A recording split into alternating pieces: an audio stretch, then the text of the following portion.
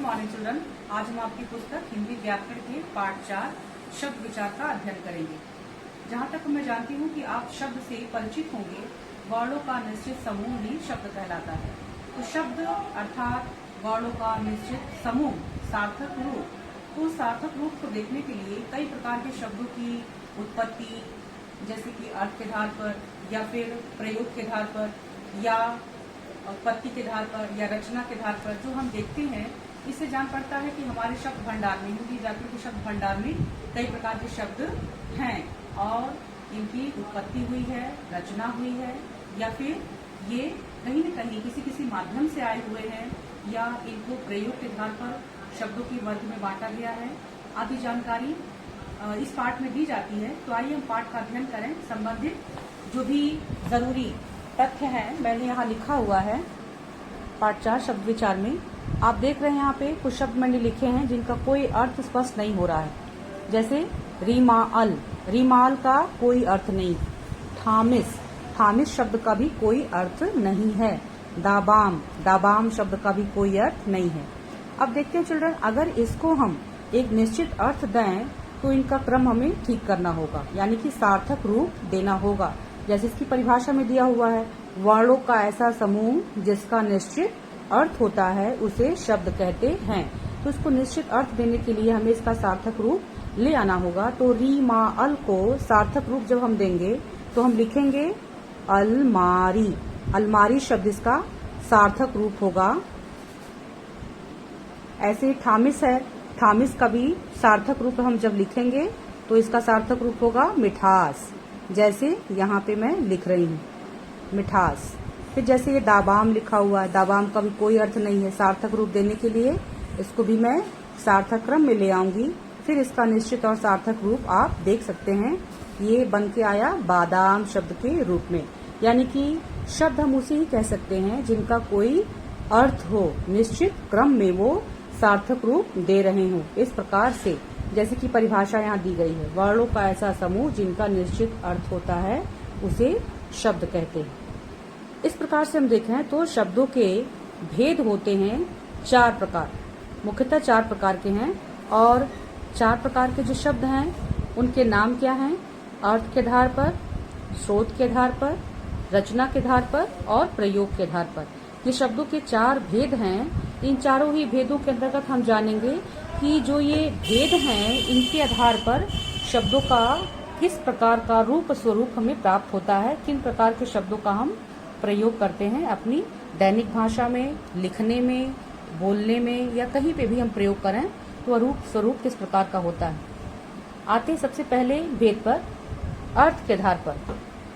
अर्थ के आधार पर इसका 2 भेद है, सार्थक शब्द और निरर्थक शब्द। सार्थक शब्द यानी कि यहाँ पे जैसे आप देख रहे हैं सार्थक में 100 उपसर्ग लगा है, अर्थक शब्द इसके साथ जुड़ा हुआ है।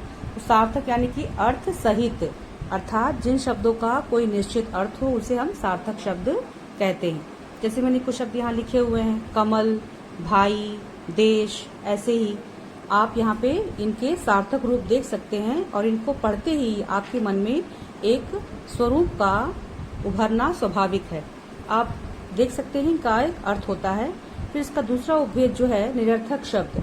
निरर्थक शब्द में निरर्थक शब्द जो है वह निरर्थक में निर उपसर्ग के साथ अर्थक शब्द जुड़ा हुआ है। निर का अर्थ होता है बिना। अब अर्थक शब्द के साथ मेल होने पर इसका अर्थ निकल के आता है जिसका अर्थ ना हो, अर्थात ऐसे शब्द जिनका कोई अर्थ नहीं होता है। खट, किच, चू, चू प्रकार के जो शब्द हैं ये सभी निरर्थक शब्द हैं। ठीक वैसे ही एक और मैं एग्जांपल यहाँ दे दूं आपको। जैसे शब्द है पानी। पानी शब्द के साथ आप देखते हैं लोग प्रयोग करते हैं इस प्रकार का भी शब्द सामान्य बोलचाल की भाषा में। जैसे कहते हैं पानी तो बोलते वानी, पानी वानी, है ना। तो पानी एक सार्थक रूप है और वानी एक निरर्थक रूप है। इस प्रकार से आते हैं हम सार्थक शब्दों के उपभेदों पे। सार्थक शब्दों के 6 उपभेद हैं। सार्थक शब्दों के जो 6 उपभेद हैं इनमें से जो मैंने नाम यहाँ लिखे हुए हैं, पर्यायवाची शब्द, विलोम शब्द, अनेकार्थी शब्द, वाक्यांशों के लिए एक शब्द, एकार्थी शब्द, एकार्थक प्रतीत होने वाले शब्द। हम देखते हैं जैसे कि ये पर्यायवाची शब्द है तो इनके लिए हम कह सकते हैं जिन शब्दों के अर्थ समान होते हैं उन्हें पर्यायवाची शब्द कहते हैं। अर्थात जिनके अर्थ समान होते हैं उन्हें हम पर्यायवाची शब्द कहते हैं। और पर्यायवाची शब्द जैसे पहाड़ शब्द है, पहाड़ का पर्यायवाची क्या आप बताएंगे? पर्वत, गिरि, नाग, शैल, अचल। ऐसे फूल का पर्यायवाची है कुसुम, सुमन, पुष्प, प्रसून, है ना। तो पर्यायवाची शब्द अपनी आप परिचित हैं, इससे आप अच्छी तरह परिचित हैं। आते हैं विलोम उपभेद पे। विलोम अर्थात ऐसे शब्द जो किसी शब्द का विपरीत अर्थ बताते हैं, विपरीत अर्थ देने वाले, उल्टा अर्थ बताने वाले शब्दों को विलोम शब्द कहते हैं। जैसे ठंडा, तो उल्टा विपरीत अर्थ क्या होगा? गर्म। कहा गया रात, तो विपरीत अर्थ क्या होगा? दिन। तो जो शब्द, जिस मूल शब्द के विपरीत अर्थ बताए जाए, विपरीत नाम बताए जाए, उसे हम विलोम शब्द कहते हैं। जैसे मान है तो उसका होगा विपरीत अर्थ अपमान। एक है, एक शब्द का विपरीत अर्थ होगा अनेक। स्वदेश है, स्वदेश का विपरीत अर्थ होगा विदेश। ठीक है। आते हैं तीसरे उपभेद पर, अनेकार्थी शब्द। अनेकार्थी शब्द यानी कि जिन शब्दों के एक से अधिक अर्थ होते हैं उन्हें अनेकार्थी शब्द कहते हैं, है ना। तो जैसे आप देखते हैं कि अनेकार्थी शब्द भी आप प्रिपेयर करते हैं अपनी एग्जाम में, आप देखते हैं कि अनेकार्थी शब्द यानी कि एक शब्द के कई सारे अर्थ। जैसे मंगल शब्द है, मंगल शब्द का अनेक अर्थ आप जब याद करते हैं तो लिखते हैं एक दिन, एक शुभ संकेत के रूप में भी आप इसको याद करते हैं, एक ग्रह के रूप में भी आप जानते हैं। तो यानी कि अनेकार्थक शब्द ऐसे जो जिनके एक से अधिक अर्थ होते हैं।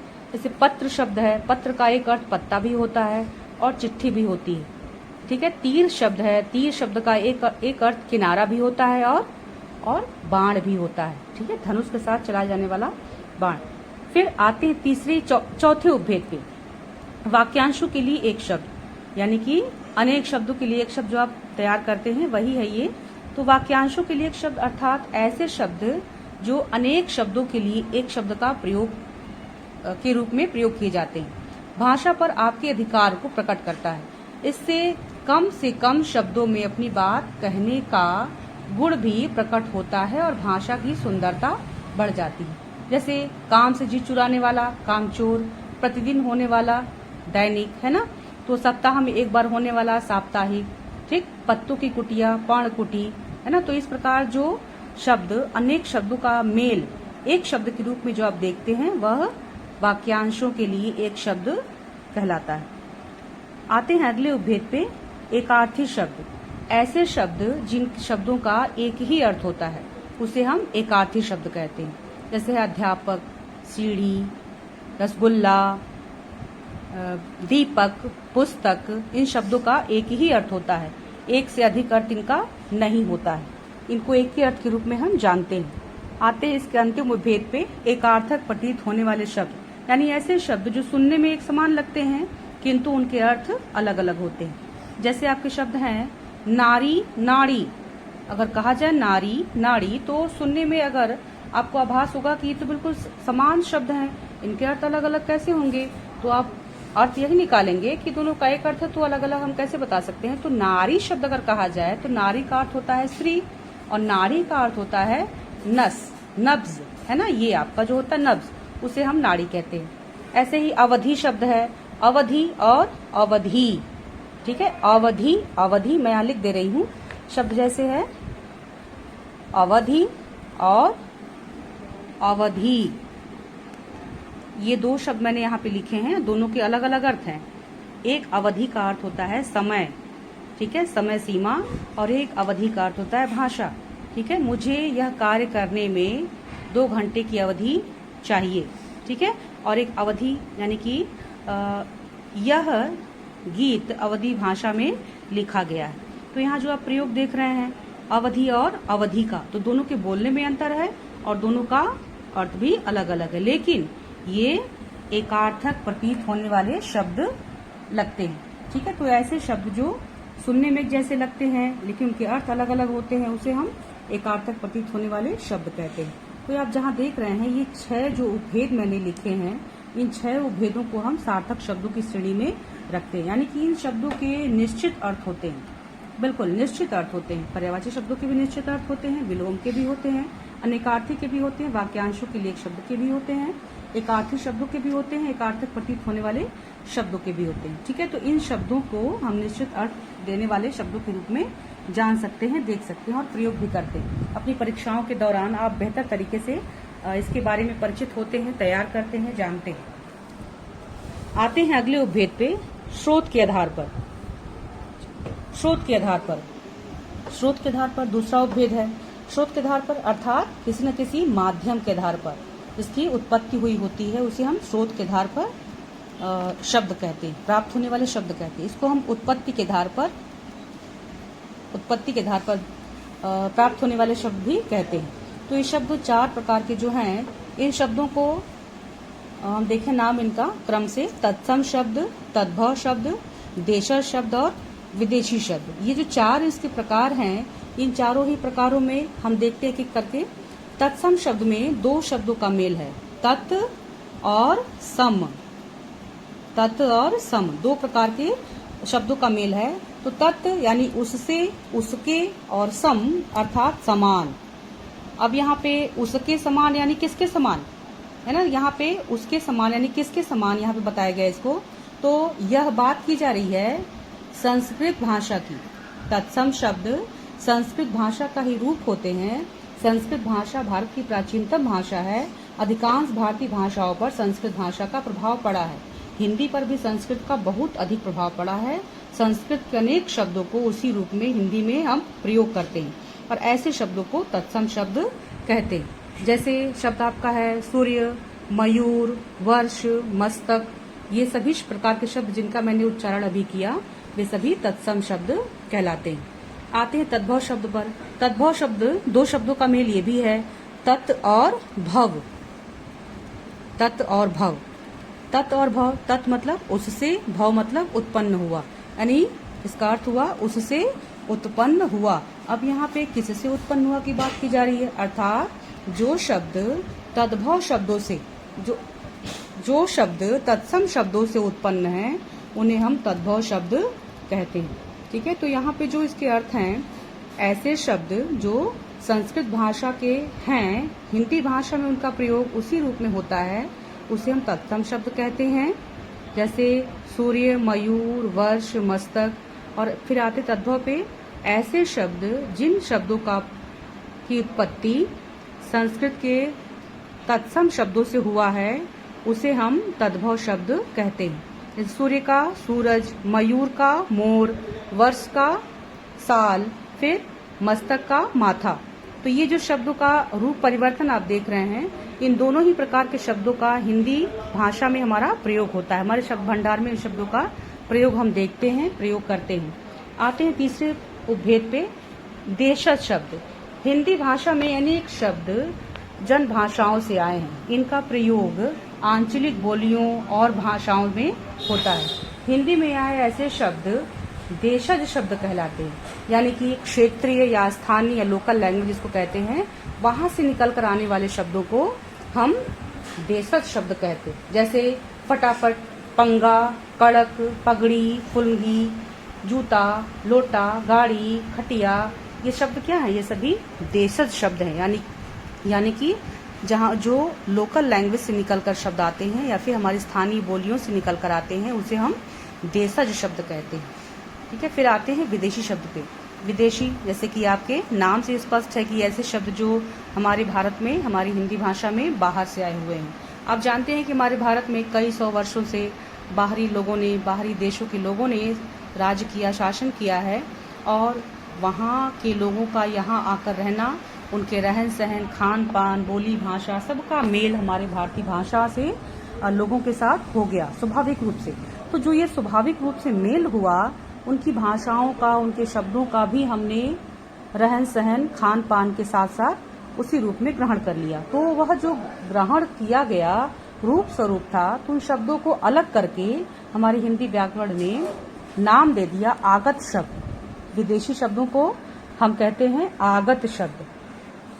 आगत शब्द, तो ये आगत शब्द जो हैं वे भारत में बहुत समय तक जो रहे विदेशी हैं, उनकी भाषाओं के प्रभाव से जो शब्द हिंदी भाषा में आए हैं उन्हें हम विदेशी शब्द कहते हैं या फिर आगत शब्द कहते हैं या फिर विदेशी भाषा से आए हुए शब्द कहते हैं। तो परिभाषा क्या बनाएंगे, हिंदी में आए अन्य देशों की भाषाओं के शब्दों को आगत या विदेशी शब्द कहते हैं।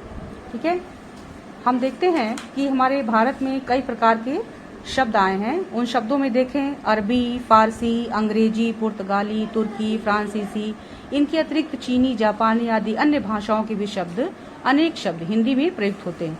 कुछ एग्जाम्पल्स मैं बता दूं आपको, जैसे है औरत, अरबी का औरत, अमीर, गरीब, हवालात, फिर फारसी में गुलाब, नमक, प्याज, जानवर, फिर अंग्रेजी के बहुत से शब्द हैं जो हमारी भाषा में प्रयोग होते हैं, train, film, radio, copy, station, camera, chocolate, school, computer.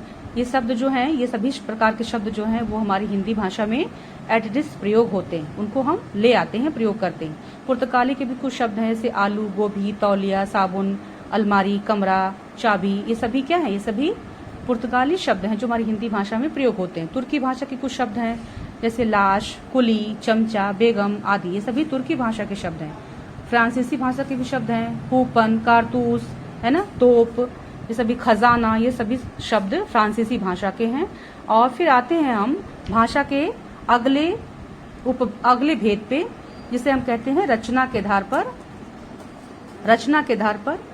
रचना या बनावट के आधार पर, इसको हम बनावट के आधार पर भी कहते हैं। बनावट के आधार पर प्राप्त होने वाले शब्द, जिनको 3 उपभेदों में बांटा गया है। रूढ़ शब्द, रूढ़ यानी कि मूल शब्द, फिर बांटा गया है उनको दूसरे में यौगिक शब्द यानी कि जुड़े हुए शब्द, फिर बांटा गया है तीसरे उपभेद में योग रूढ़ शब्द यानी कि जो रूढ़ भी हैं और यौगिक भी, यानी कि जो मूल शब्द में भी हैं के रूप में भी हैं और जुड़े हुए रूप में भी हम देखते हैं, प्राप्त करते हैं। आइए इसके बारे में थोड़ा जानते हैं। रूढ़ शब्द यानी ऐसे शब्द जो जिनके सार्थक खंड ना किए जा सके या जो अन्य शब्दों के मेल से ना बने हों तथा जिनके एक निश्चित अर्थ हों, उन्हें रूढ़ शब्द कहते हैं। जैसे पिता, पत्ता, जूता, दीपक, लालटेन, कुर्सी, बिस्तर, छत। अब यहाँ हम एक शब्द देख लेते हैं, जैसे कि यहाँ पे शब्द है पिता, पिता शब्द है। इस पिता शब्द को अगर हम बांटें अलग अलग अर्थ में, ऐसे अगर हम बांटते हैं इसको, तो हमारा यहाँ पे कोई भी अर्थ निकल के नहीं आता है। ठीक है, तो यहाँ पे हम इसे मूल शब्द की श्रेणी में देख रहे हैं, यानी कि इस पे कोई भी अन्य शब्द का प्रभाव नहीं है, यहाँ पे किसी भी अन्य शब्द का मेल नहीं किया गया है, इसे हम रूढ़ शब्द इसलिए कह रहे हैं। फिर देखते हैं यौगिक शब्द। यौगिक शब्द यानी कि ऐसे शब्द जो मूल शब्द के साथ मिलकर बने होते हैं। अब यहाँ पे जो पिता शब्द है, अब यहाँ पे पिता शब्द के रूप स्वरूप को हम देखें तो पिता शब्द से के अलावा हम एक और एग्जाम्पल देखते हैं, जैसे शब्द है राष्ट्रपति, राष्ट्रपति। राष्ट्रपति में 2 शब्द हैं, एक राष्ट्र है और दूसरा पति है। ठीक है, फिर एक और शब्द देखते हैं रसोई घर, रसोई घर शब्द में भी 2 प्रकार के शब्दों का मेल है, एक रसोई और दूसरा घर। तो ऐसे शब्द जो 2 प्रकार के शब्दों, राष्ट्र का भी अर्थ है और पति का भी अर्थ है, रसोई का भी अर्थ है और घर का भी वैसे ही अर्थ है, यानी कि 2 अलग अलग प्रकार के शब्दों के मेल से जो शब्द बन के आते हैं उन्हें हम यौगिक शब्द कहते हैं। फिर आते हैं योग रूढ़ शब्द पर, यानी ऐसे शब्द जो यौगिक भी होते हैं और किसी विशेष अर्थ में जिनका हम प्रयोग करते हैं। मैंने फिर से दोहरा दूं एक बार अपनी बात, ऐसे शब्द जो यौगिक भी होते हैं और किसी विशेष अर्थ में प्रयोग भी किए जाते हैं। आपने जब समास पढ़ा होगा तो समास के अंतर्गत जाना होगा कि समास का एक उपभेद है बहुव्रीहि समास। उस समास के अंतर्गत परिभाषा बताई जाती है कि समास का वह रूप जहाँ पे दोनों पदों का अर्थ महत्व न रख के किसी तीसरे की ओर संकेत करता हो तो वहाँ बहुव्रीहि समास का प्रयोग होता है। तो बहुव्रीहि समास के जितने भी शब्द हैं आप यहाँ पे उन्हें ले आ सकते हैं। उन सभी प्रकार के शब्दों को हम योग रूढ़ शब्द के अर्थ में देखते हैं। यहाँ पे एक शब्द मैं ले लेती हूँ एग्जाम्पल के लिए, पंकज, पंक प्लस ज, ये 2 शब्द मैंने अलग अलग लिखे हैं। पंक का अर्थ होता है कीचड़ और ज का अर्थ होता है जन्मना, जन्म लेना या जन्मना। तो ऐसा विशेष जो कीचड़ में जन्म लेता है। ठीक है, तो जब हम कीचड़ में अर्थ लेने वाले किसी विशेष की बात करते हैं तो वह किसके लिए आता है निकल के, वह हमेशा हम कमल के लिए ही इस शब्द का प्रयोग करते हैं। अर्थात पंकज शब्द एक पर्यायवाची के रूप में जाना जाता है कमल के लिए, है ना। तो कमल ही वह विशेष शब्द है जिसके लिए यह शब्द बना हुआ है, जिसे हम योग गुण शब्द की श्रेणी में रखते हैं। जलज, पंकज, है ना, वारिज, ये सभी शब्द क्या है, सभी कमल के लिए आते हैं। और फिर योग गुण शब्द यानी कि जहाँ पे शब्दों का मेल भी होता है और उन शब्दों का अर्थ सीमित नहीं होता है। जैसे कि यहाँ मैंने जोड़ा है ना, रसोई प्लस घर, तो इन दोनों को मिला के बना रसोई घर, तो यहीं तक सीमित है। लेकिन जो ये पंक प्लस ज बना है वो किसी एक विशेष के लिए बना है। इनका अलग अलग अर्थ मायने नहीं रखता, है ना। यहाँ पे अलग अलग अर्थ मायने रखता है, लेकिन यहाँ पे अलग अलग अर्थ कोई मायने नहीं रखता है। जहाँ पे शब्दों का मेल किसी तीसरे विशेष को किसी तीसरे विशेष के अर्थ को बताए, संकेत करे, उसे हम योग ऋण शब्द कहते हैं। फिर आते हैं चौथे प्रकार पे। चौथा प्रकार यानी कि प्रयोग के आधार पर। शब्दों का चौथा प्रकार होता है प्रयोग के आधार पर। और फिर इसके अंतर्गत हम देख रहे हैं, मैंने आपको शब्दों को लिख लिया है। संज्ञा, सर्वनाम, विशेषण, क्रिया, क्रिया विशेषण, संबंध बोधक, समुच्चय बोधक, विस्मयादि बोधक, इन प्रकार के शब्दों का जो मैंने यहाँ पे लेखन किया है, इसको हम दो भागों में बांट सकते हैं। ये शब्द क्रिया तक जो आने वाले शब्द हैं वे सभी विकारी शब्द कहलाते हैं। क्या कहलाते हैं? विकारी शब्द। इसके बाद जो ये चार अन्य प्रकार हैं मैंने लिखे हैं, उसे हम अविकारी शब्द कहते हैं। अविकारी शब्द। तो जो ये विकारी शब्द हैं या जो अविकारी शब्द हैं, इन दोनों ही के अंतर्गत हम देखते हैं क्या इसका अर्थ होता है। विकारी शब्द बना है विकार से। विकार का अर्थ होता है परिवर्तन, अर्थात ऐसे शब्द जिनमें परिवर्तन हो सकता है।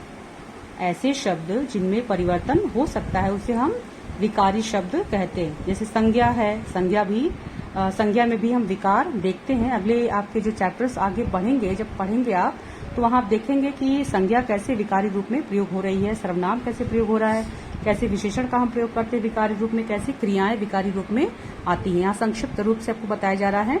तो संज्ञा, विशेषण, सर्वनाम और क्रिया, इन शब्दों को हम विकारी शब्द कहते हैं क्योंकि इनमें हम बदलाव कर सकते हैं।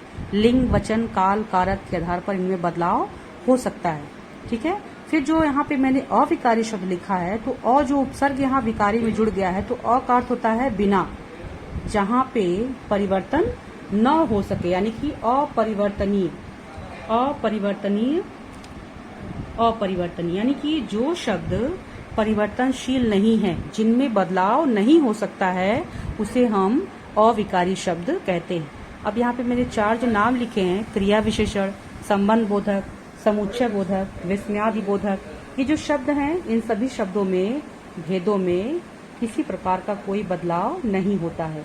इन्हें हम एक और नाम मैं इनका बता दूं, इन्हें हम अव्यय भी कहते हैं। ये शब्द अव्यय के रूप में भी जाने जाते हैं क्योंकि इनमें किसी प्रकार से कोई बदलाव नहीं होता है। चाहे क्रिया विशेषण हो, संबंध बोधक हो, समुच्चय बोधक हो, विस्मयादि बोधक हो, इनमें किसी प्रकार से कोई बदलाव हम नहीं कर सकते। कोई भी लिंग, वचन, काल, कारक, क्रिया, कुछ भी हम प्रयोग करना है, चाहे कोई भी प्रयास करना है, लेकिन किसी प्रकार से बदलाव इसमें नहीं होता है, इसलिए इन्हें हम अविकारी शब्द कहते हैं। तात्पर्य क्या है? प्रयोग के आधार पर, यानी कि जिन शब्दों का हम प्रयोग करते हैं, ये न तो रचना, न तो बनाए गए हैं, न किसी माध्यम से आए हैं, न इन्हें हम अर्थ के आधार पर देख सकते हैं। तो जो शब्द प्रयोग होते रहते हैं, उन शब्दों को जो 8 भागों में मैंने यहाँ बांट के लिखा हुआ था, वो भेदों में, और 4-4 में इसको डिवाइड कर दिया है। तो जो 4-4 मैंने डिवाइड किया, नाम भी बताए आपको, तो जो नाम बताए गए हैं, इनके आधार पर इन प्रकार के शब्दों का भी हिंदी व्याकरण में हम अध्ययन करते हैं, हम प्रयोग करते हैं, और इन्हें हम प्रयोग के आधार पर प्राप्त होने वाले, प्रयोग होने वाले शब्द कहते हैं। ठीक है। इनमें इन चारों में बदलाव हो सकता है और इन चारों में बदलाव कतई भी, कदापि नहीं हो सकता है। तो ये जो आपने प्रयोग यहाँ देखे हैं, फिर से हम रिवाइज कर लें एक बार। परिभाषा में शब्द किसे कहते हैं? वर्णों का ऐसा समूह जिसका निश्चित अर्थ होता है उसे शब्द कहते हैं। वर्णों का ऐसा समूह जिसका निश्चित अर्थ होता है उसे शब्द कहते हैं। और भेद कितने हैं इसके? भेद इसके 4 हैं। अर्थ के आधार पर, स्रोत के आधार पर, रचना के आधार पर और प्रयोग के आधार पर। 4 इसके उपभेद हैं, 4 इसके मुख्य भेद हैं। फिर अर्थ के आधार पर कितने उपभेद हैं? अर्थ के आधार पर मुख्यतः 2 उपभेद हैं, सार्थक शब्द और निरर्थक शब्द। सार्थक शब्दों को बांटा गया है 6 उपभेदों में। पर्यायवाची शब्द, विलोम शब्द, अनेकार्थी शब्द, वाक्यांशों के लिए एक शब्द और एकार्थी शब्द के साथ एकार्थक प्रतीत होने वाले शब्दों के रूप में।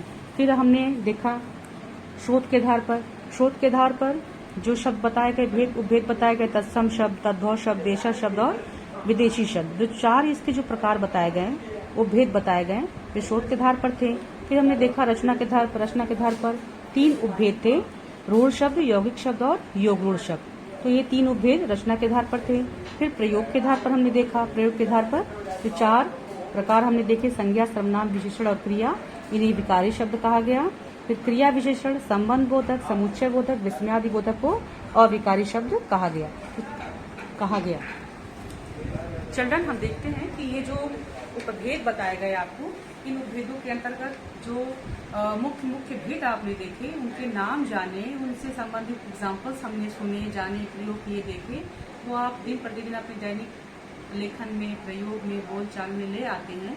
तो इन सभी जानकारियों को जो मैंने आपको दिया है या आपको पता है पहले से, तो इन सबको जो हम अध्ययन के रूप में देख रहे हैं, इन सबको आपका कार्य ये है कि अच्छे से आप इसको, इनके भेदों को, इनके उपभेदों को याद करेंगे अपनी परीक्षाओं के लिए। संबंधित के भेद, उपभेदों के नाम पूछे जाते हैं, तो इसलिए परिभाषा शब्द की साथ साथ जितने भी भेद हैं उनके नाम और जितने भेदों के उपभेद हैं उनके नाम आप अच्छे से तैयार करेंगे, लर्न करेंगे। यही आपके लिए मैं कार्य दे रही हूँ। इतना ही, थैंक यू।